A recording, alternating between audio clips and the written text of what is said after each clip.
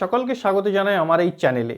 আজকে এই ভিডিওতে আমি মূলত তোমাদের সাথে যেটা আলোচনা করব সেটি হচ্ছে পিএসসি ক্লার্কশিপ পরীক্ষার ম্যাথ বা গণিতের সিলেবাস নিয়ে। দেখো, যে কোনো পরীক্ষাতেই দেখবে গণিত বা ম্যাথ হচ্ছে একটা স্কোরিং সাবজেক্ট বা অন্যান্য সাবজেক্টের তুলনায়। তার জন্য এই যে পরীক্ষাটা, এই পিএসসি ক্লার্কশিপ, এখানে তোমরা যেহেতু একটি কম্পিটিশন কিন্তু তোমাদের বেশি হবে, মানে তোমরা খুব একটা হাই কম্পিটিশন ফেস করতে চলেছো, তার জন্য তোমাদের কিনা ম্যাথে একটা ভালো স্কোর করাটা অত্যন্ত জরুরি, একটা ভালো স্কোর তক্ক পৌঁছানোর জন্য। ওকে, তাহলে আজকে এই ভিডিওতে আমি তোমাদের সাথে ম্যাথের এই পুরো সিলেবাসটা কী আছে এবং এই পুরো সিলেবাসটা কোন স্ট্র্যাটেজির সাথে পড়াশোনা করলে তুমি ইজিলি কভার করতে পারবে এবং তার বেস্ট বুক সোর্স বা বুক লিস্ট কী হবে সেটা নিয়ে সমস্ত তথ্য তোমাদের সাথে আলোচনা করব। চলো তাহলে শুরু করা যাক। শুরু করার আগে বলে রাখি, যেসব বন্ধুরা এই ধরনের ভিডিও বা বিভিন্ন government job vacancy related video সম্বন্ধে আপডেট থাকতে চাও, তারা আমার এই চ্যানেলটিকে অবশ্যই সাবস্ক্রাইব করো। এবারে দেখো, বোর্ডে আমি প্রতিটি ইনফরমেশন আলোচনা করছি। দেখো, প্রথমেই তোমাদেরকে যেটা বললাম, clerkship math syllabus and strategy. ঠিক আছে, ম্যাথের সিলেবাস কি থাকবে এবং সেটি কোন স্ট্র্যাটেজির সাথে তুমি কভার করবে। দেখো, এখানে এটা আলোচনা করার আগে আমি বলে দিই, যেহেতু ক্লার্কশিপে তোমাদের তিনটি সাবজেক্ট আছে, ম্যাথ আছে, ইংলিশ আছে, জেনারেল স্টাডিজ আছে, অতএব বাকি যে দুটো সাবজেক্ট ইংলিশ এবং জেনারেল স্টাডিজের সিলেবাস এবং স্ট্র্যাটেজি অলরেডি আমি ভিডিও বানিয়ে রেখেছি। সেই ভিডিওগুলি যদি তোমরা দেখতে চাও বা জানতে চাও যে জেনারেল স্টাডিজ এবং ইংলিশে কী কী সিলেবাস আছে, সেই ভিডিওগুলির লিঙ্ক আমি ডিসক্রিপশানে, দুটো ভিডিওর লিঙ্ক আমি ডিসক্রিপশানে দিয়ে দেবো, সেখান থেকে গিয়ে তোমরা একবার দেখে নিতে পারো। ওকে, এবারে দেখো, যেটা হচ্ছে যে এই যে ম্যাথের যে সিলেবাসটা, এই সিলেবাসটা তোমরা কিভাবে কভার করবে, তা কভার করার জন্য তোমাদেরকে একটা নাম্বার টার্গেট করতে হবে, যে অ্যাকচুয়ালি যে ম্যাথে যে 30 নম্বর আসবে, সেই 30 নম্বরে আমরা কত টার্গেট করব। দেখো, আমি এই ভিডিওতে মূলত টার্গেট করছি 27 বা 27 প্লাস।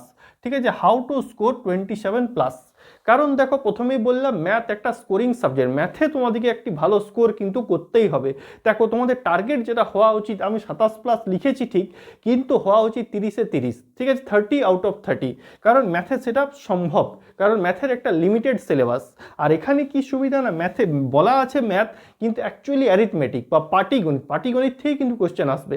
অতএব যেহেতু এটা শুধু পাটিগণিত থেকে কোশ্চেন আসবে, অতএব 30 আউট অফ 30 বা 30 পাওয়াটাও কিন্তু খুব একটা কঠিন কিছু নয়। তোমরা যদি ভালোভাবে প্রিপারেশন করো, প্র্যাকটিস করো, তাহলে কিন্তু তোমরা এটা কিন্তু অ্যাচিভ করতে পারবে। ওকে, এবারে দেখো সিলেবাসটা। দেখো, ম্যাথে কোন কোন সিলেবাস বা কোন কোন টপিক তোমাদেরকে পড়তে হবে। দেখো, ম্যাথে প্রথমত আগেই বললাম যে ম্যাথে কি পড়তে হবে না, অ্যারিথমেটিক। দেখো, অ্যারিথমেটিকের এখানে মোট 13টা টপিক আমি তোমাদের কাছে লিখে দিয়েছি। দেখো, ফার্স্ট যে টপিকটা তোমাদের কাছে আছে সেটি হচ্ছে পার্সেন্টেজ। ঠিক আছে, পার্সেন্টেজ বা শতকরা। ঠিক। দ্বিতীয় নম্বরে হচ্ছে রেশিও অ্যান্ড প্রপোর্শন, অনুপাত এবং সমানুপাত। ঠিক আছে। তৃতীয় নম্বরে হচ্ছে অ্যাভারেজ বা গড়। ঠিক আছে। তারপরে হচ্ছে প্রবলেমস অফ এজেস, মানে হচ্ছে যেগুলো পিতা পুত্রের অঙ্কগুলি। ঠিক আছে, পিতা পুত্রের যে সমস্ত প্রবলেমগুলো থাকে সেই অঙ্কগুলির কথা এখানে বলা হচ্ছে। ওকে। তারপরে হচ্ছে পার্টনারশিপ বা অংশীদারিত্বের অঙ্কগুলি। তারপর নেক্সট হচ্ছে এসআই এবং সিআই, সিম্পল ইন্টারেস্ট এবং কম্পাউন্ড ইন্টারেস্ট, সরল সুদ এবং চক্রবৃদ্ধি সুদ। তারপরে হচ্ছে প্রফিট অ্যান্ড লস, লাভ ক্ষতি। ঠিক আছে, প্রফিট লস, লাভ ক্ষতি। ঠিক। দেখো, তারপরে কি থাকছে না, সিম্পলিফিকেশন। ওকে, সিম্পলিফিকেশন মানে বডমাস থিওরিতে যে অঙ্কগুলি হয় সেগুলি সিম্পলিফিকেশন। ঠিক। তারপরে থাকছে এলসিএম এবং এইচসিএফ, লসাগু এবং গসাগু। ঠিক। তারপরে থাকছে তোমাদের টাইম অ্যান্ড ওয়ার্ক, সময় এবং দূরত্ব, এবং সময় দূরত্বর মধ্যে বলতে নল এবং চৌবাচ্চার যে অঙ্কগুলি সেগুলিও কিন্তু এখানেই চলে আসে। ঠিক আছে, টাইম অ্যান্ড ওয়ার্কের মধ্যে। তারপরে চলে আসছে টাইম অ্যান্ড ডিস্টেন্স, সময় এবং দূরত্ব। সময় এবং দূরত্বের মধ্যে বলে দিই নদীর স্রোতের অঙ্ক, ট্রেনের অঙ্ক এবং রেসের অঙ্ক। এই যে তিনটি টপিকের অঙ্কগুলি, এগুলোও কিন্তু এর মধ্যে ইনক্লুডেড, টাইম অ্যান্ড ডিস্টেন্সের মধ্যে। তার জন্য এই চ্যাপ্টারটা একটু তোমাদের বড় চ্যাপ্টার। ওকে। তারপরে থাকছে তোমাদের নাম্বার সিস্টেম। ঠিক। তারপরে থাকছে তোমাদের নাম্বার সিস্টেম, আর লাস্টলি থাকছে তোমাদের মেনসুরেশন বা পরিমিতি কিন্তু তোমাদের সিলেবাসে কিন্তু আছে। ওকে, পরিমিতির যে সিম্পল যে ফর্মুলাগুলো সেগুলো কিন্তু তোমাদেরকে করে যেতে হবে, 2D স্ট্রাকচারও এবং 3D স্ট্রাকচারও। ওকে, বোঝা গেল। এই হলো তোমাদের ম্যাথের কিন্তু ডিটেল সিলেবাসটা। এবারে এই যে সিলেবাসটা তোমাদেরকে বললাম, এই সিলেবাসটা তোমরা কিভাবে কভার করবে, মানে সেই কভার করার স্ট্র্যাটেজিটা কি হবে এবং তার বুক লিস্ট কী হবে। ঠিক আছে, কোন বই থেকে তোমরা এই যে ম্যাথের সিলেবাসটা সেটা কভার করবে।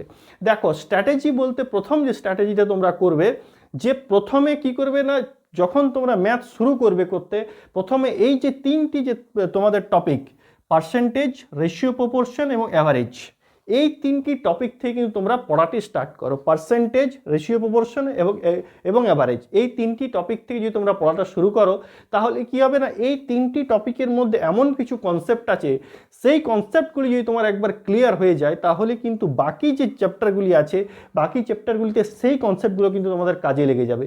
তোমরা যারা আগে ম্যাথ করেছো, তোমরা জানো যে এই তিনটি চ্যাপ্টারের অনেক কনসেপ্ট কিন্তু বাকি সমস্ত পাটিগণিতের অঙ্কতেও কিন্তু কাজে লাগে। তার জন্যই তোমরা স্টার্ট করবে এই তিনটির থেকে, পার্সেন্টেজ, রেশিও প্রপোর্শন এবং অ্যাভারেজ। ওকে, ফার্স্ট হচ্ছে এটা। দ্বিতীয় নম্বরে কি না, প্রতিটি চ্যাপ্টারের কিন্তু কনসেপ্ট ক্লিয়ার করো। দেখো তোমরা যে কোনো বই থেকেই অঙ্ক করতে যাও না কেন, দেখবে একটা চ্যাপ্টারের প্রচুর অঙ্ক দেওয়া থাকে, কিন্তু অ্যাকচুয়ালি যদি তুমি দেখো, তাহলে কি না, দেখবে ওই 15 থেকে 20টি টাইপ থাকে, 10-15-20টা এরকম টাইপ থাকে, মানে চ্যাপ্টার ওয়াইজ যেটা ভ্যারি হয়, সেই টাইপ থেকে একটা টাইপ থেকে 10টা অঙ্ক দেওয়া আছে। অতএব 10টা অঙ্ক তোমাদেরকে প্র্যাকটিস করার দরকার নেই, সেই টাইপটাকে প্র্যাকটিস করো, সেই টাইপটার কনসেপ্টটা ক্লিয়ার করো। ঠিক, সেই কনসেপ্টটা যদি ক্লিয়ার করতে পারো, সেই টাইপের উপর যে কোনোটা অঙ্ক আসুক না কেন, তুমি কিন্তু নিজেই সেটা সলভ করতে পারবে।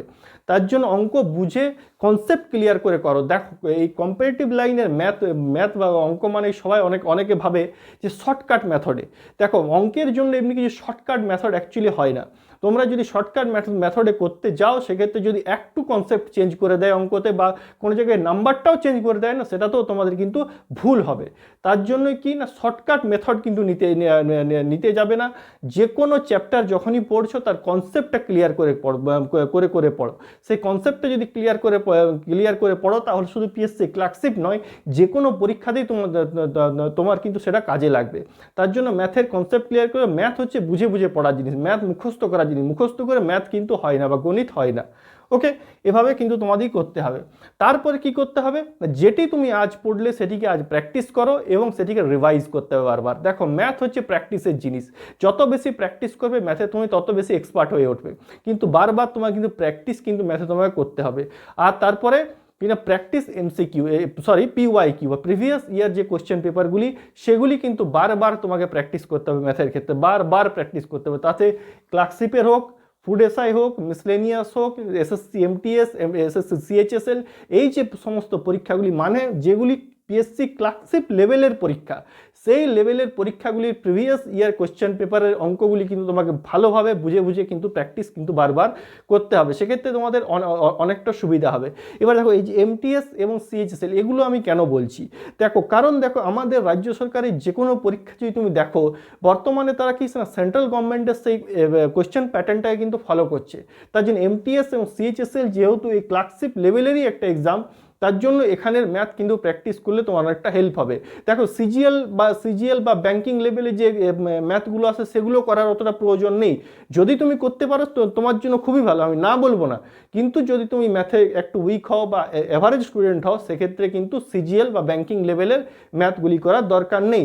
এই পরীক্ষাগুলো CHSL, ফুড এসআই, মিসলেনিয়াস, তারপর তোমার MTS, CHSL, এই এক্সামগুলোর প্রিভিয়াস 10 ইয়ার বিগত 10 বছরের প্রশ্নপত্রে যে অঙ্কগুলি এসেছিল, সেগুলি কিন্তু তোমাকে বারবার করে প্র্যাকটিস কিন্তু করতে হবে। ওকে, আর লাস্টলি কি করবে না, অ্যাডভান্স ম্যাথের ফর্মুলাগুলো কিন্তু তোমরা কিন্তু করে নাও। অ্যাডভান্স ম্যাথ মানে কি না, এলজেব্রা, জিওমেট্রি, ম্যানসুরেশন, ট্রিগোনমেট্রি, এই যে জিনিসগুলো আছে, এগুলোর কিন্তু ডাইরেক্ট ফর্মুলাগুলো অবশ্যই কিন্তু তোমরা মুখস্থ করে যাবে।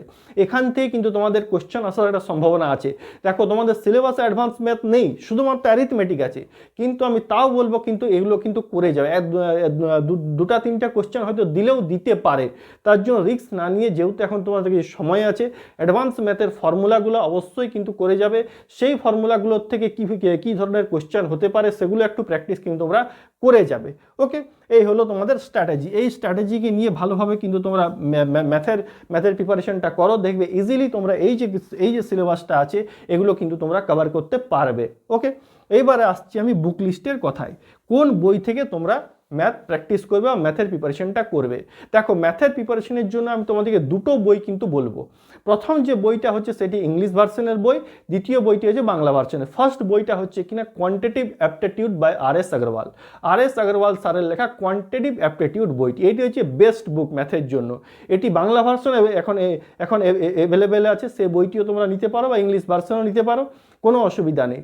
এই বইটি যদি তোমরা আর থেকে প্র্যাকটিস করো, শুধু পিএসসি ক্লার্কশিপ কেন, তোমার অ্যাকচুয়ালি ম্যাথের পুরো প্রিপারেশনটাই হয়ে যাবে, সেক্ষেত্রে তোমার যে কোনো পরীক্ষার ক্ষেত্রে কোনো অসুবিধা হবে না। ওকে, এটা হচ্ছে প্রথম বই। আর দ্বিতীয় যে বইটি সেটি বাংলা ভার্সনের বই, সেটি হচ্ছে comparative math challenger by Subir Das. Subir Das স্যারের লেখা কম্পারেটিভ ম্যাথ চ্যালেঞ্জার বইটি। এই দুটো বইয়ের মধ্যে যে কোনো একটি বই নিয়ে যদি তুমি প্র্যাকটিস করো, সেক্ষেত্রে তোমার ম্যাথের সমস্ত কনসেপ্ট ক্লিয়ার হবে, ম্যাথের প্রিপারেশন কিন্তু খুব ভালোভাবে হবে।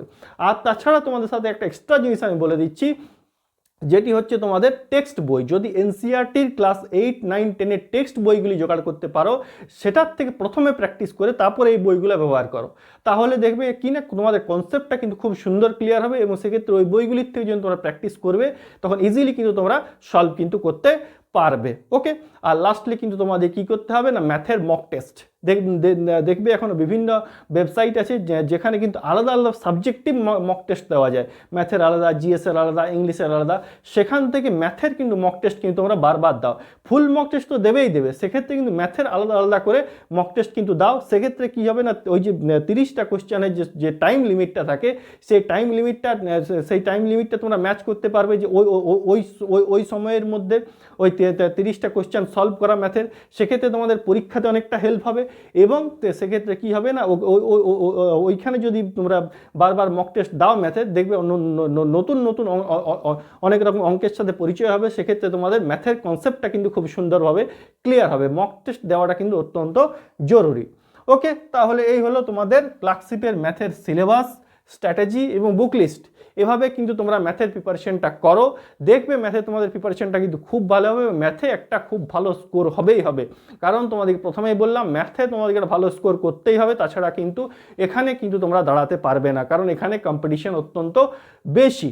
ওকে, ঠিক আছে, তাহলে যেসব বন্ধুদের এই ভিডিওটি ভালো লাগলো তারা অবশ্যই ভিডিওটি লাইক করো, বন্ধুদের সাথে শেয়ার করো, এবং এই ধরনের ভিডিও সম্বন্ধে আপডেট থাকার জন্য অবশ্যই চ্যানেলটিকে সাবস্ক্রাইব করো। Thank you.